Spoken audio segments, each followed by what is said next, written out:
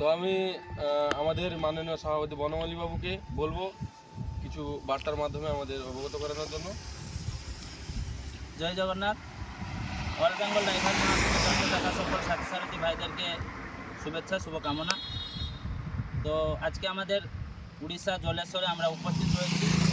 আমাদের পূর্ব মেদিনীপুর জেলার অ্যাডমিন অভিজিৎ দা, আমাদের পূর্ব মেদিনীপুর জেলা এগরা 1 নম্বর ব্লকের অ্যাডমিন রাজু দা এবং আমাদের পূর্ব মেদিনীপুর জেলা আর অ্যাডমিন বরুণ দা, সেই সঙ্গে আপনারা সবাই মিলে ওনাকে অবগত হয়ে থাকবেন যে কি নদিয়া ড্রাইভার মহাসংঘের আজিজুর রহমান ভাইকে উনি নিজের স্বেচ্ছায় রক্তদান করতে গিয়েছিলেন কটক মেডিকেলে।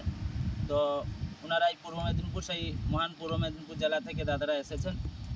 তো ওনারা এসেছেন এই গিফটটা নিয়ে আমাদের পূর্ব মেদিনীপুর জেলার রামনগর 1 নম্বর ব্লকের দায়িত্বতে রয়েছেন শেখ রফিকুল ভাই।